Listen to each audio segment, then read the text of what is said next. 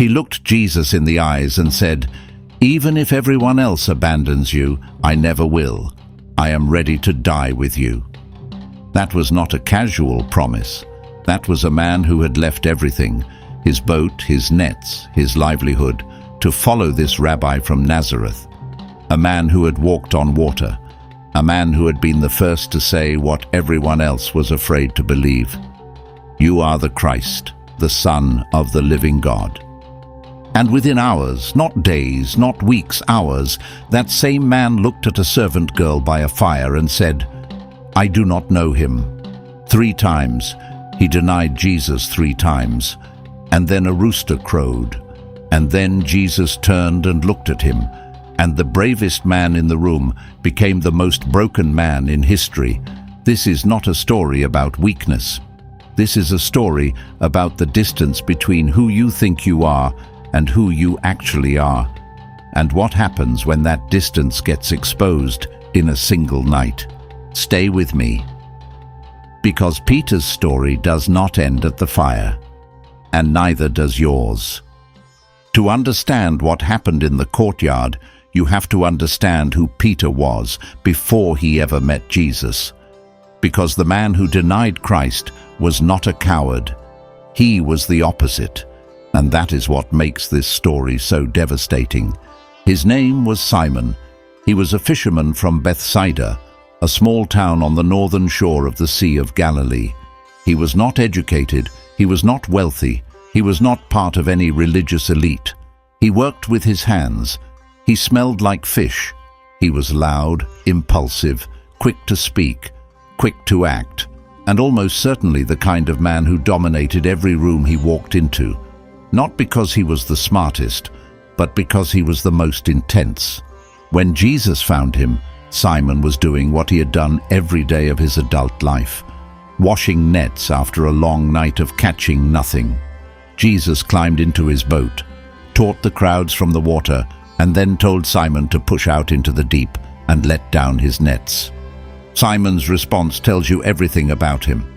"Master, we have worked all night and have not caught anything, but because you say so, I will let down the nets."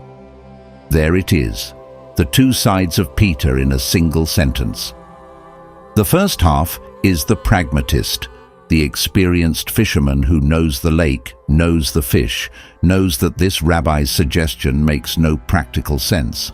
The second half is the part of Peter that would change the world.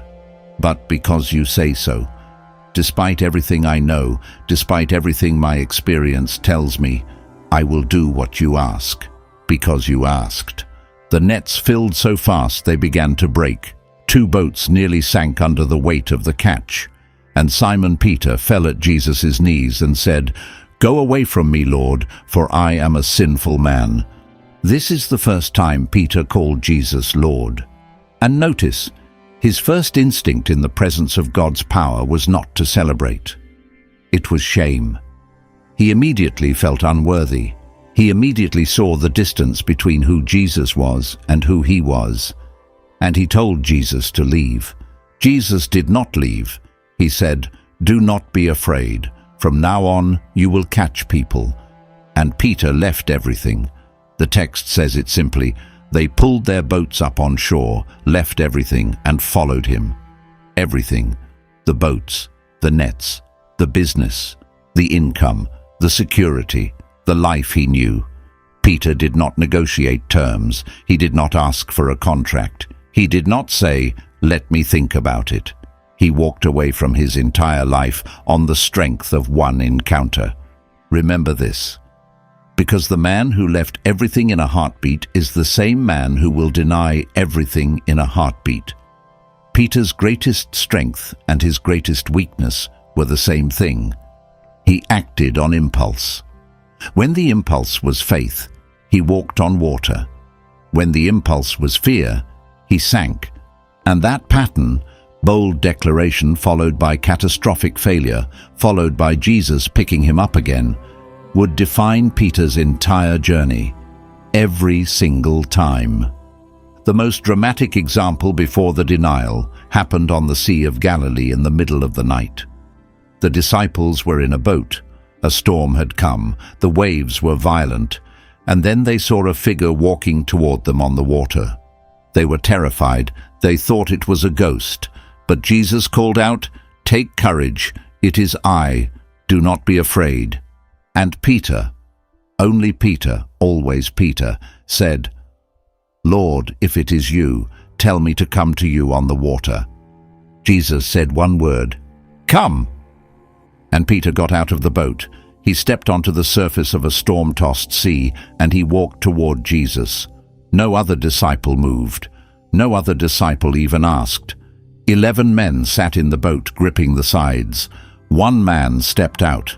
That is Peter, the man who does what no one else will do, the man who leaps before he looks, the man whose faith is so reckless, so impulsive, so absurdly bold that it either produces miracles or disasters, and sometimes both in the same minute, because then Peter looked at the waves. He felt the wind, and he sank. "Lord, save me," he cried, and Jesus immediately reached out his hand and caught him. "You of little faith, why did you doubt?" Here is what most people miss about this story. Yes, Peter sank. Yes, his faith wavered. But Peter walked on water. Even if it was only for a few steps, he did something that no other human being in history has ever done. He stepped out of the boat. The 11 who stayed dry also stayed safe. But they never walked on water. Peter got wet. Peter failed. But Peter experienced something that the ones who played it safe never will. And this is the question you need to ask yourself. Are you in the boat or on the water? Are you watching from safety, criticizing the people who step out and sink? Or are you the one who would rather fail spectacularly on the waves than succeed quietly in the boat? The next critical moment came at Caesarea Philippi. Jesus asked his disciples the most important question he would ever ask anyone. "Who do you say I am?" Silence. The other disciples hesitated, looked at each other. Nobody wanted to go first. Peter did not hesitate. "You are the Christ, the Son of the living God." Jesus' response was extraordinary. "Blessed are you, Simon, son of Jonah, for this was not revealed to you by flesh and blood, but by my Father in heaven. And I tell you that you are Peter, and on this rock I will build my church, and the gates of hell will not overcome it." This is the single greatest compliment Jesus ever gave a human being. You are the rock. I will build my entire church on you. The gates of hell itself will not prevail against what I am building through you. In this moment, Peter reached the absolute pinnacle, the highest point any disciple would ever reach. And then, literally in the next paragraph, the same conversation, the same day, Jesus began to tell his disciples that he must go to Jerusalem and suffer and be killed. And Peter took Jesus aside and rebuked him. "Never, Lord, this shall never happen to you." Jesus turned and said to Peter the most devastating words he ever spoke to a follower. "Get behind me, Satan. You are a stumbling block to me. You do not have in mind the concerns of God, but merely human concerns." From "You are the rock" to "Get behind me, Satan" in 5 minutes. From the highest compliment to the harshest rebuke in a single conversation. That is Peter. That is the man. The same mouth that produced the greatest confession of faith in human history produced a statement so wrong that Jesus identified it as satanic. And here is the mirror. How many of us have that same gap? How many of us can worship God with absolute sincerity on Sunday morning and say something on Sunday afternoon that contradicts everything we just sang?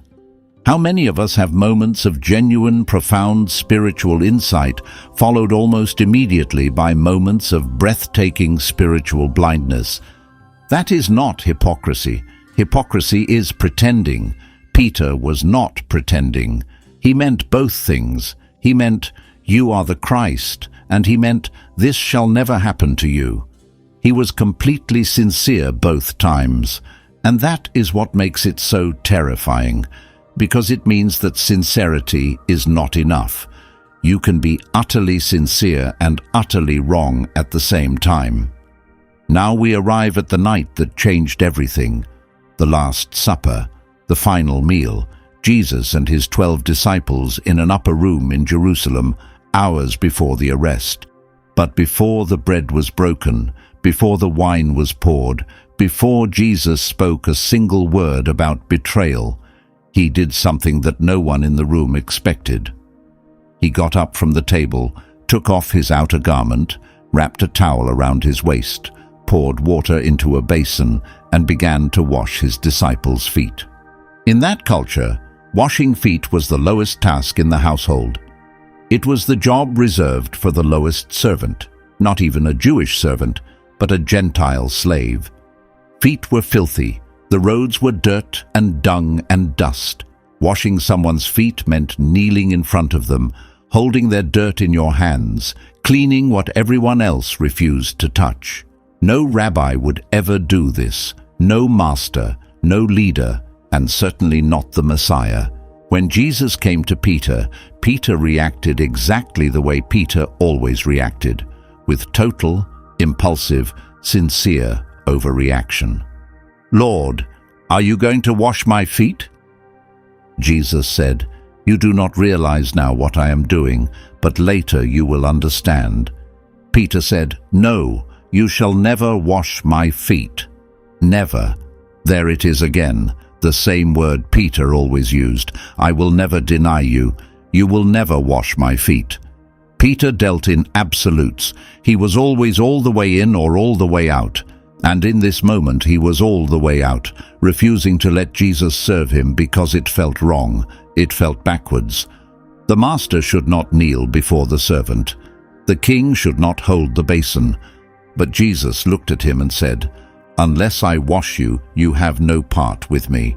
Unless I wash you, unless you let me serve you, unless you accept that my love comes down, not up, unless you stop trying to be strong enough and let me touch the dirtiest part of you." And Peter, beautiful, ridiculous, all-or-nothing Peter, swung to the opposite extreme. "Then, Lord, not just my feet, but my hands and my head as well." From never to everything in 2 seconds. That is Peter in its purest form. He could not do anything halfway. He could not quietly accept the foot washing like John or James. He had to refuse it completely, then demand it completely, because Peter's heart only had 2 settings, off and maximum. But here is what makes this scene almost unbearable when you know what comes next. Jesus was kneeling in front of Peter, holding Peter's feet in his hands, washing the dirt from between his toes. And in a few hours, those same feet would carry Peter to a courtyard where he would deny the man who was kneeling before him. The hands that Jesus held would warm themselves at the enemy's fire.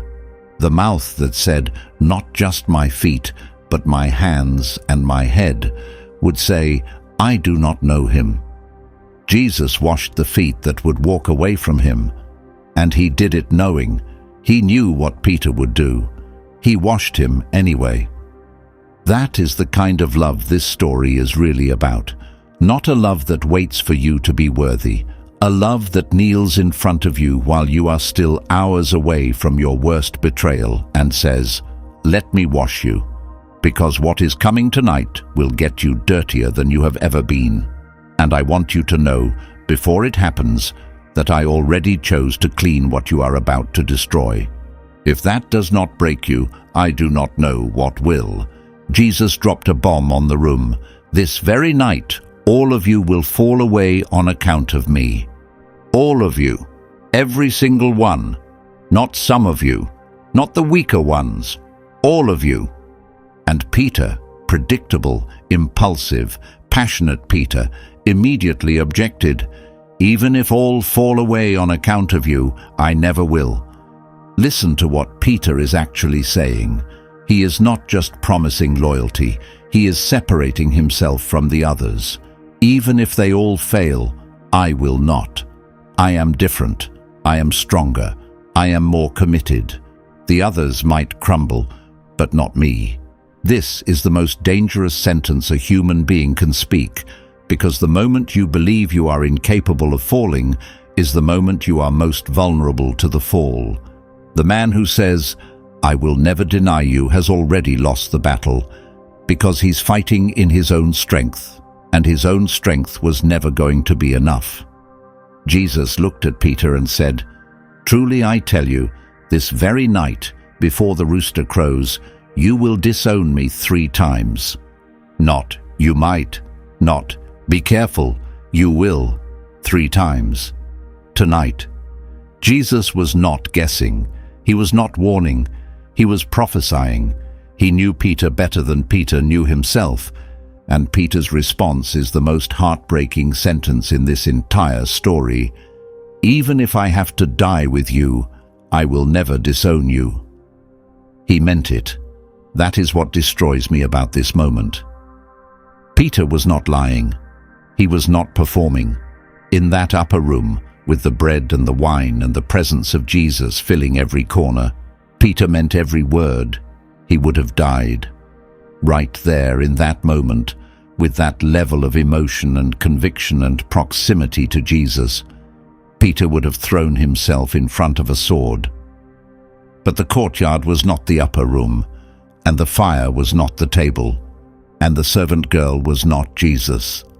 And the distance between what we promise in the presence of God and what we deliver in the presence of danger is the distance that defines us. How many promises have you made to God in a worship service that you broke before the week was over? How many commitments have you whispered in prayer that evaporated the moment the pressure came? How many times have you stood in the upper room of God's presence and sworn, "I will never," and then found yourself doing the exact thing you swore you never would? You are Peter. I am Peter. We are all Peter. And the courtyard is coming for every single one of us. After supper, Jesus took Peter, James, and John to the Garden of Gethsemane. He told them, "My soul is overwhelmed with sorrow to the point of death. Stay here and keep watch with me." This was not a casual request. Jesus was telling his 3 closest friends, the inner circle, the ones he trusted above all others, that he was drowning in anguish. He needed them. He needed them to stay awake, to pray, to be present in his darkest hour, and they fell asleep. Jesus came back and found them sleeping. He said to Peter, specifically to Peter, the one who had just sworn to die for him, "Could you not keep watch with me for 1 hour? Watch and pray so that you will not fall into temptation. The spirit is willing, but the flesh is weak." The spirit is willing, but the flesh is weak. That single sentence is the diagnosis of Peter's entire life, and maybe yours. The desire is real. The intention is genuine. The spirit truly is willing, but the flesh, the tired, frightened human flesh, is weak. And when the willing spirit meets the weak flesh in a moment of crisis, the flesh wins more often than any of us want to admit. Jesus went back to pray. He came back. They were asleep again. He went a 3rd time. They slept a 3rd time. 3 times Jesus needed them. 3 times they failed. And soon, Peter would deny Jesus 3 times. There is a pattern here, and it is not a coincidence. The man who could not stay awake for 1 hour would not stay faithful for 1 night. Then the torches appeared in the garden. Judas arrived with a mob, soldiers, temple guards, servants of the high priest, armed with swords and clubs, and Judas walked up to Jesus and kissed him. The signal, the betrayal. And Peter, always Peter, pulled out a sword and swung. He cut off the right ear of Malchus, the high priest's servant.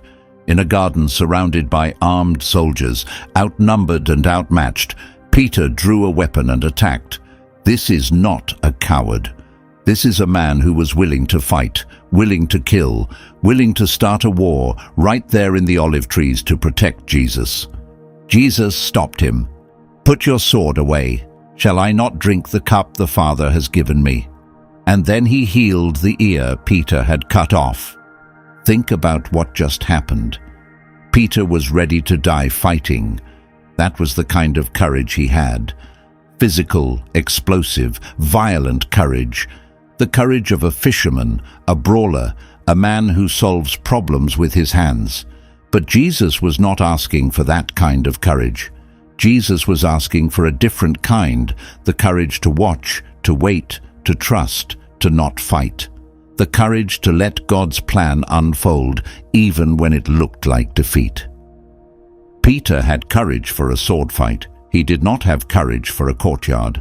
And that distinction matters more than you might think, because most of us are brave in the ways that feel heroic and collapse in the ways that feel ordinary. We would die for Jesus in a dramatic blaze of glory, but deny him in a quiet conversation with a stranger. Fail to mention his name when it might cost us a promotion, a friendship, a reputation. Stay silent when someone mocks our faith because the social cost of speaking up feels too high. Peter could swing a sword. He could not answer a servant girl, and most of us are exactly the same. They arrested Jesus. The disciples scattered. Every single one of them ran, just as Jesus had predicted. But Peter did not run far. The text says he followed at a distance. He went all the way to the courtyard of the high priest's house. He went inside. He sat down by the fire, following at a distance. That phrase should haunt you, because that is where most of us live our faith. Not abandoning Jesus completely. We are not that far gone. But not standing next to him either. Following at a distance. Close enough to see what happens. Far enough to avoid the consequences. Near enough to feel like a disciple. Distant enough to escape if things go wrong. If you are following Jesus at a distance right now, close enough to call yourself a Christian, but far enough that no one would ever know unless you told them, you are sitting in Peter's courtyard, and the fire is already burning. The first denial. A servant girl, not a soldier, not a priest, not a Roman authority, a servant girl, looked at Peter by the firelight and said, "This man was with him." And Peter said, "Woman, I do not know him." The first stone, a girl, a nobody, someone with zero power, zero authority, zero ability to harm him. And Peter crumbled, not under the weight of a Roman interrogation, not facing execution. A servant girl recognized his face by a fire, and the man who had sworn to die said, "I do not know him." The second denial. A little later, someone else saw him and said, "You also are one of them." Peter replied, "Man, I am not." Shorter this time, more emphatic. The lie was getting easier. That is how denial works. The first time is the hardest. The first time, your voice shakes. Your conscience screams. Every cell in your body knows you are betraying something sacred. But the second time is smoother. The words come faster. The shame dulls. The wall between who you are and who you are pretending to be gets thicker. The third denial. About an hour later, 60 minutes of Peter sitting by that fire, warming himself next to the enemies of the man he loved. Another person insisted, certainly this fellow was with him, for he is a Galilean. And Peter said, "Man, I do not know what you are talking about." The Gospel of Mark adds that Peter began to call down curses on himself and to swear. He did not just deny it. He invoked God as his witness that he was telling the truth. He used the name of God to authenticate his lie about the Son of God. And immediately, while the words were still on his lips, the rooster crowed. One sound, one single ordinary sound that farmers hear every morning without thinking. But for Peter, that sound was the end of the world. Because Jesus had said, "Before the rooster crows, you will deny me 3 times."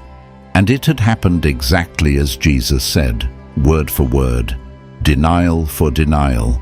And then Luke records a detail that the other Gospels do not, a detail so devastating that it is almost impossible to read without feeling it in your chest. The Lord turned and looked straight at Peter. Jesus, in the middle of his own trial, beaten, bound, surrounded by the men who would murder him within hours, turned around and looked at Peter, not with anger, not with disgust, not with an "I told you so" expression. He just looked at him. What was in that look? I think it was everything. I think it was sorrow and love and compassion and the weight of a prediction fulfilled. I think Jesus looked at Peter the way a father looks at a child who has done the very thing the father warned him about. Not surprised, not furious, just deeply, unbearably sad and deeply, unbearably loving. And Peter went outside and wept bitterly. The Greek word for wept bitterly is eklosin pikros. It does not mean he cried. It means he shattered. He broke apart. This was not quiet tears rolling down his cheek. This was a man's soul collapsing. Everything he believed about himself, I am brave, I am loyal, I am the one who will never fall, lay in pieces on the ground next to a fire that was still burning. And here is where the story splits into two paths, because Peter was not the only disciple who betrayed Jesus that night. Judas betrayed Jesus with a kiss. Peter betrayed Jesus with words. Both of them failed. Both of them turned their back on the man they had followed for 3 years. Both of them committed an act so terrible that it would define them for the rest of history. But their stories end in completely different places, and the difference is the most important lesson in this entire video. Judas felt remorse. The text says he was seized with remorse. He tried to return the 30 pieces of silver. He told the chief priests, "I have sinned. I have betrayed innocent blood." And then he went out and hanged himself. Peter felt remorse too. He wept bitterly. He was destroyed by what he had done. The guilt was crushing, but Peter did not hang himself. Peter wept, and then Peter waited. Peter stayed. Peter did not let his failure be the last word. The difference between Peter and Judas was not the size of the sin. It was what they did with the guilt. Judas looked at his failure and saw something that could never be fixed. Peter looked at his failure and, even through the tears, even through the shame, even through the certainty that he was the worst person alive, somewhere, somehow, he held on to the possibility that Jesus might not be finished with him. This is the fork in the road that every person reaches after a catastrophic failure. You will stand at this crossroads. Maybe you already have, and in that moment you will either become Judas, who decided that his sin was bigger than God's grace, or you will become Peter, who decided to stay in the story even when he had every reason to walk out. Guilt that drives you away from God is not repentance, it is pride. It is the belief that your sin is so special, so unique, so catastrophic that even God cannot handle it. Judas's suicide was not humility. It was the final act of a man who trusted his own judgment more than God's mercy. He decided the verdict before the judge could speak. Peter wept, and then Peter stayed. That is the difference between destruction and restoration. Not the absence of failure, the refusal to let failure be final. Now I need to pause, because what comes next is the part of this story that almost nobody talks about. The part that most sermons skip. The part that, when you see it, will change the way you understand the love of God forever. 3 days passed. Jesus was crucified. Jesus was buried. Jesus rose from the dead. And on that Sunday morning, when the women went to the empty tomb, the angel gave them a message. Mark chapter 16, verse 7. Listen to every word. Go, tell his disciples and Peter that he is going ahead of you into Galilee. And Peter, 2 words. The angel could have said, tell his disciples. That would have included Peter. Peter was a disciple, but the angel, speaking on behalf of the risen Jesus, specifically named him separately, individually, as if to make absolutely sure that Peter knew he was not excluded. Why? Because after what Peter had done, he would have excluded himself. That is what shame does. Shame does not wait for someone to reject you. It rejects you on their behalf. It tells you, do not even bother going. They do not want you. You used to be part of this, but that was before. Before the courtyard, before the fire, before the rooster. Shame makes the verdict and serves the sentence before the judge ever speaks. And Jesus, who knew exactly how shame works, sent a 2-word demolition crew through an angel's mouth. And Peter, you are not excluded. You are not disqualified. You are not the exception to my grace. I am not done with you. That is the heart of God. A God who does not just forgive the people who fail him. A God who chases them, who names them specifically, who refuses to let shame write the ending of their story. But the restoration did not happen at the tomb.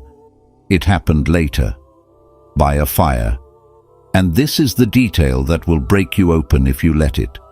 John chapter 21. After the resurrection, Peter and several other disciples went fishing on the Sea of Galilee. They fished all night and caught nothing. An exact echo of the night Jesus first called Peter years earlier. At dawn, a figure stood on the shore and called out, "Friends, have you caught anything?" They had not. "Throw your net on the right side of the boat and you will find some." They did, and the net filled with so many fish they could not haul it in. And John, the disciple Jesus loved, looked at the figure on the shore and said, "It is the Lord." The moment Peter heard those words, he did something that is so perfectly, beautifully, absurdly Peter, that it almost makes you laugh through the tears. He put on his outer garment, because he was stripped for work, and he jumped into the sea. He did not wait for the boat to reach shore. He did not calculate the distance. He heard, "It is the Lord," and he threw himself into the water and swam. This is the man who once sank in the same sea because he looked at the waves instead of Jesus. This time nothing was going to stop him. Not waves, not distance, not shame, not the memory of 3 denials. Peter jumped into the water and swam toward Jesus because being near Jesus, even as a failure, even as the man who had denied him, was better than being far from Jesus in the safety of a boat. And that impulse, that reckless, desperate, shame-defying impulse to run toward Jesus instead of away from him, is the difference between Peter and Judas. It is the difference between restoration and destruction. It is the difference between a life that ends at the courtyard and a life that begins again on the shore. Now listen carefully. Because what happened on that shore is one of the most deliberately constructed scenes in all of Scripture. And the detail that most people miss is the detail that changes everything. When the disciples reached the shore, they found something waiting for them. John chapter 21, verse 9. When they landed, they saw a fire of burning coals there with fish on it, and some bread. A fire of burning coals. In Greek, the word is anthrakia, a charcoal fire. That word, anthrakia, appears exactly twice in the entire New Testament. The first time is in John chapter 18, verse 18, the night of the arrest, the courtyard of the high priest. It was cold, and the servants and officials stood around a fire of burning coals they had made to keep warm. Peter also was standing with them, warming himself. A charcoal fire in the courtyard where Peter denied Jesus 3 times, and a charcoal fire on the shore where Jesus was about to restore him. This was not a coincidence. Jesus, the risen Lord, the one who had conquered death itself, chose to cook breakfast over a charcoal fire. He deliberately recreated the exact sensory experience of Peter's worst moment. The same kind of fire, the same smell of burning coals, the same early morning light, the same warmth on the face.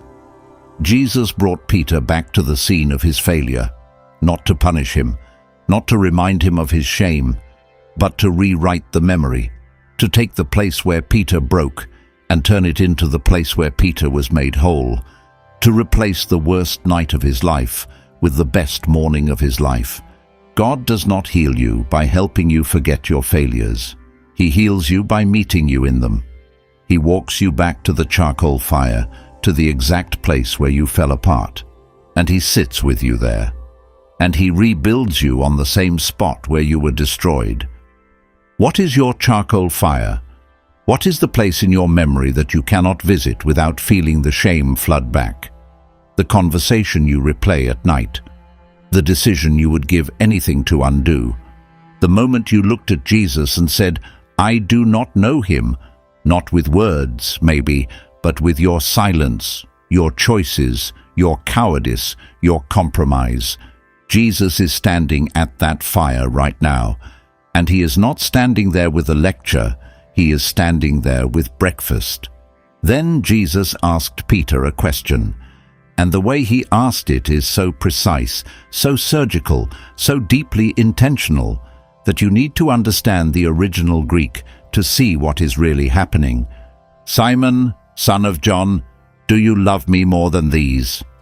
He called him Simon, not Peter, not the Rock. Simon, his old name, his name before Jesus renamed him, as if to say, let us start over, let us go back to the beginning. Before the Rock, before the church, before the promises, before the failures. Who are you, Simon? Do you love me? And the Greek is devastating. Jesus used the word agapao, the highest form of love. Unconditional, sacrificial, absolute love. Do you agape me, Simon? Do you love me with the kind of love you promised in the upper room? Peter's response, "Yes, Lord, you know that I love you." But Peter did not use the same word. Peter used phileo, brotherly love, affection, friendship, a lesser word. Peter, the man who had once claimed he would die for Jesus, could no longer bring himself to use the word for unconditional love.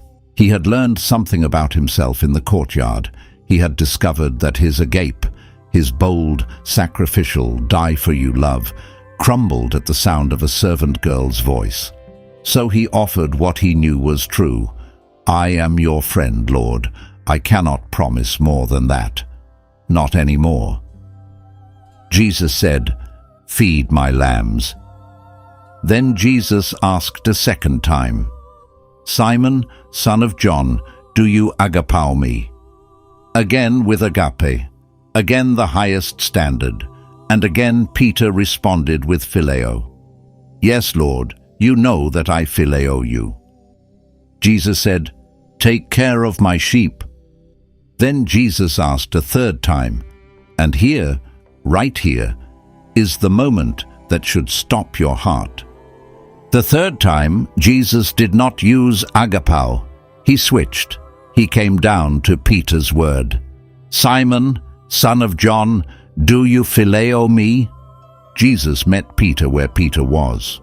He stopped asking for what Peter could not give and accepted what Peter could. He descended from the highest love to the love Peter was able to offer, and he received it. He did not demand the performance of the upper room.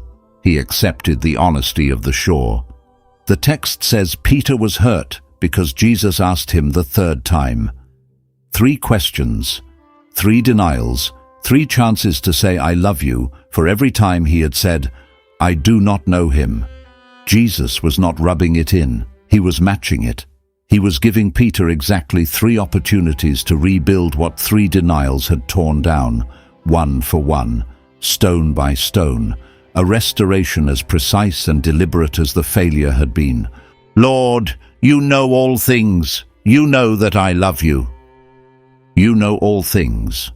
Peter was finally in the right place. He was no longer telling Jesus who he was. He was no longer making bold claims about what he would do. He was saying, you know. You know me better than I know myself. You saw me in the courtyard.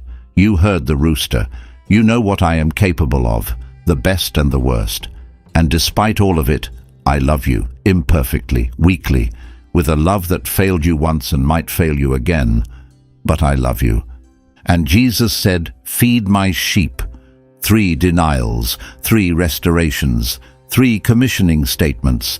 Feed my lambs, take care of my sheep, feed my sheep.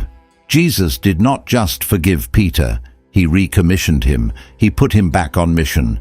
He looked at the man who had failed more publicly than any disciple in history and said, I still want you, I still choose you, I still trust you with my people. That is grace, not just pardon, promotion, not just you are forgiven, but you are still called. Not just, I will overlook what you did, but I will build my church on what you become. And then Jesus told Peter something that should have terrified him, and probably did. When you were younger, you dressed yourself and went where you wanted. But when you are old, you will stretch out your hands, and someone else will dress you and lead you where you do not want to go. John adds, Jesus said this to indicate the kind of death by which Peter would glorify God. Peter would die for Jesus after all, but not that night, and not yet. Before the cross, there was something Peter still had to become, something that would prove once and for all that God does not just forgive failures, he promotes them. 50 days after the resurrection, the disciples were gathered in Jerusalem for the feast of Pentecost. The Holy Spirit fell on them like a rushing wind. Tongues of fire rested on their heads. They began to speak in languages they had never learned. A crowd gathered, thousands of Jews from every corner of the known world, bewildered, amazed, some mocking, saying, "They are drunk on new wine." And who stood up to address the crowd?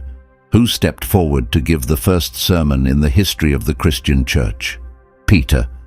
The man who could not tell a servant girl the truth stood up in front of thousands and proclaimed at the top of his voice, "Let all Israel be assured of this. God has made this Jesus, whom you crucified, both Lord and Messiah." You crucified. He said it to their faces, in Jerusalem, in the same city where 7 weeks earlier he had been too afraid to admit he knew Jesus. The same Peter, the same mouth, the same vocal cords that had said, "I do not know him," now said, "He is Lord and Messiah, and you killed him." 3,000 people were baptized that day. 3 denials at the courtyard. 3,000 saved at Pentecost. As if God took the number of Peter's worst failure and multiplied it by 1,000 to show what restoration looks like when he is the one doing the math. The man who denied Jesus in front of a fire preached Jesus in front of a city. The man who was afraid of a servant girl stood before the rulers who had crucified his Lord and did not flinch. The man who failed at the smallest test passed the biggest one, because it was no longer Peter's courage, it was the Spirit's. And that is the truth about Peter that ties everything together. Peter's failure was not just about weakness, it was about the source of his strength. In the courtyard, Peter was operating on his own courage, the fisherman's bravery, the brawler's nerve, the human willpower that swore it would never break, and it broke, because human strength always breaks. At Pentecost, Peter was operating on something else entirely, not his courage, God's Spirit. And the Spirit does not break, not under questioning, not under threat, not under persecution, not under death. Peter did not become brave at Pentecost. Peter became filled, and there is a difference between a brave man and a filled man. That is the difference between the courtyard and the sermon, between the denial and the declaration, between 3 and 3,000. But here is the part of Peter's story that almost no one tells, and it might be the most important part of all, because it destroys the illusion that restoration is a one-time event. Years passed. Peter became the leader of the early church. He preached, he healed, he suffered, he was imprisoned and released by an angel. He received a vision from God that tore down the wall between Jew and Gentile, a vision of a sheet descending from heaven, filled with unclean animals, and God's voice saying, "Do not call anything impure that God has made clean." Peter obeyed. He went to the house of Cornelius, a Roman centurion, and preached the gospel to Gentiles for the first time. He ate with them, he lived with them, he treated them as brothers. And then, in the city of Antioch, Peter fell. Again. Paul describes it in his letter to the Galatians, chapter 2. Peter was in Antioch, eating with Gentile believers. No separation, no hierarchy. Jews and Gentiles at the same table, exactly the way the gospel said it should be. But then, certain men arrived from James in Jerusalem, Jewish Christians, important ones. And when they showed up, Peter withdrew. He stopped eating with the Gentiles. He separated himself. He went back to the Jewish table. Paul's words are blunt. He was afraid of those who belonged to the circumcision group. Afraid. The same word that defined the courtyard, the same impulse, the same pattern. Peter was not denying Jesus this time. He was denying the gospel of grace, the truth that there is no Jew or Gentile, no clean or unclean, no first class or second class in the kingdom of God. And he was denying it for the same reason he denied Jesus in the courtyard, because the people around him made him afraid of what it would cost to stand where he knew he should stand. Paul confronted him publicly. If you, being a Jew, live like the Gentiles, how can you compel the Gentiles to live like Jews? Peter, the rock. Peter, the restored. Peter, the man of Pentecost. Caught doing the exact same thing he had done at the charcoal fire, abandoning his convictions under social pressure. This should disturb you, and it should comfort you. It should disturb you because it proves that one encounter with Jesus on the shore does not make you immune to falling. The charcoal fire did not cure Peter of fear. The 3 questions did not remove the pattern. Pentecost did not erase the fisherman's instinct to play it safe when powerful people were watching. Peter fell after the restoration. Peter fell after the filling of the Spirit. Peter fell after 3,000 converts and a career of miracles. And it should comfort you, because it means that if you have been restored by God and then fallen again, if you came back to the fire and then found yourself back in the courtyard, you are not uniquely broken. You are Peter. The greatest apostle who ever lived had the same problem you have. The man Jesus built his church on was still capable years later of doing the very thing that had destroyed him. But notice what Peter did not do at Antioch. He did not defend himself. He did not make excuses. He did not say, "The men from James made me do it." He received the rebuke. He accepted the correction. He got back up. Peter's life was not a straight line from failure to perfection. It was a zigzag. Fall down, get up. Fall down, get up, deny, weep, be restored. Fall again, get up again, and again, and again. Until the pattern was not that he stopped falling, the pattern was that he never stopped getting up. That is the message. Not that you will reach a point where you never fail. You will not. Not that restoration makes you invincible. It does not. But that the direction matters more than the stumble. That getting up matters more than not falling. That God's patience with your pattern is longer than your pattern. Tradition tells us that Peter was crucified in Rome under Emperor Nero, roughly 30 years after the denial. And when they came to execute him, Peter asked to be crucified upside down because he did not consider himself worthy to die in the same manner as his Lord. The man who denied Jesus 3 times died upside down on a cross rather than deny him a 4th time. The promise he made in the upper room, "I will die for you," came true after all. Not in Peter's timing, not in Peter's strength, but it came true. Because God does not waste your promises. He just fulfills them on his schedule, not yours.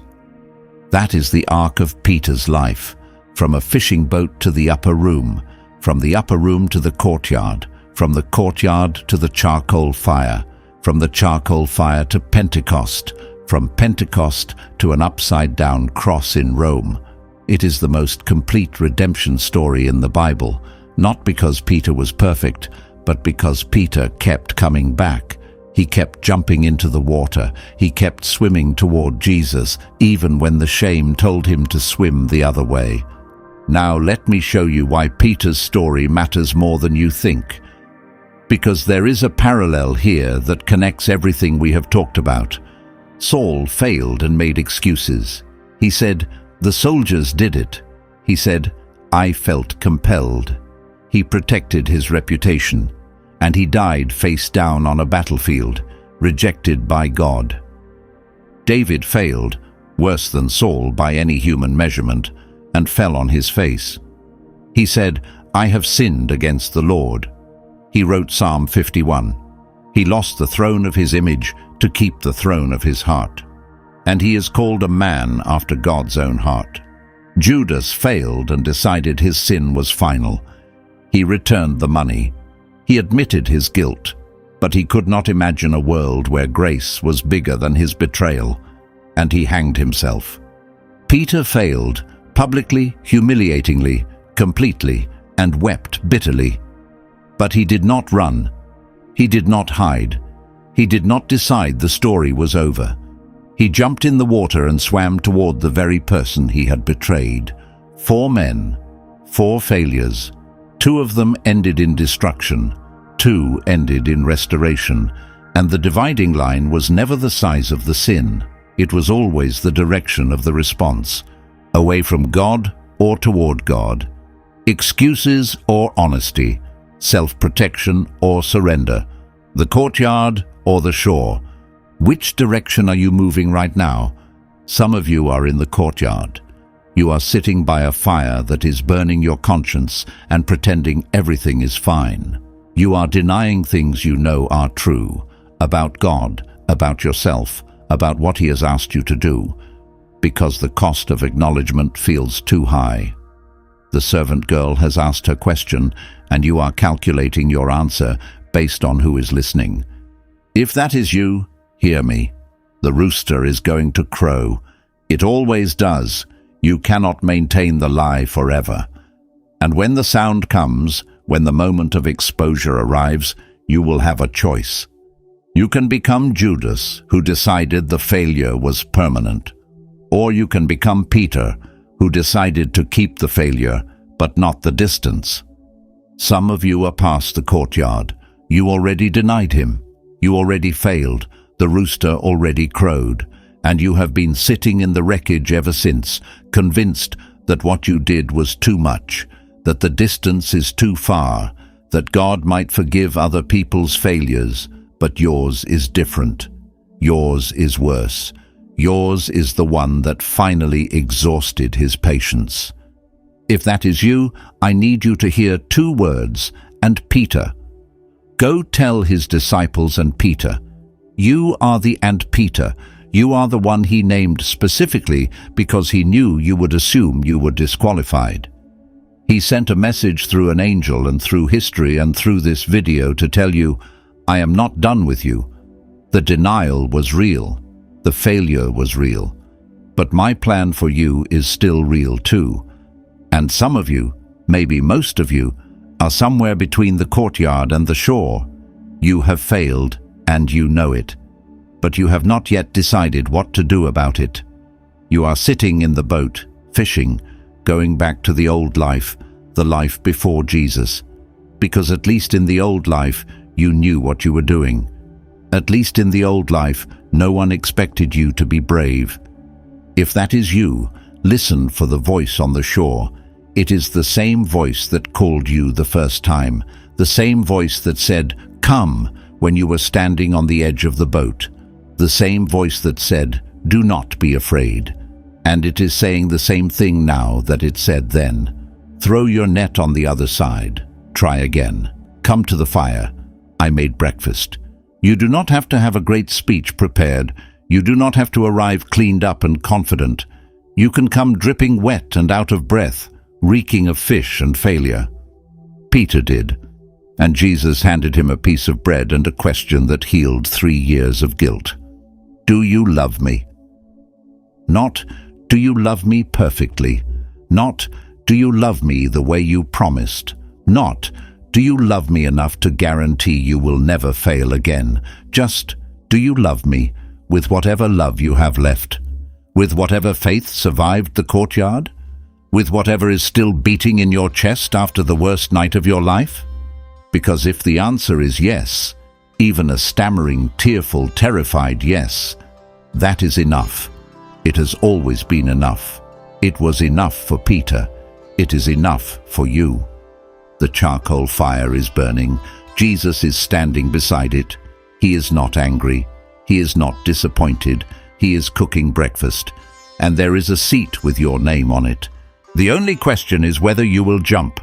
If this video spoke to something in you, if you saw yourself in the courtyard or on the shore or somewhere in between, tell me in the comments. Tell me what moment stopped you. Share this with someone who has been sitting in the wreckage of a failure they think disqualified them. Subscribe if you have not already. The next video will go even deeper. May the Lord bless you and keep you. May the Lord make his face shine upon you and be gracious to you. May the Lord turn his face toward you and give you peace. See you in the next video.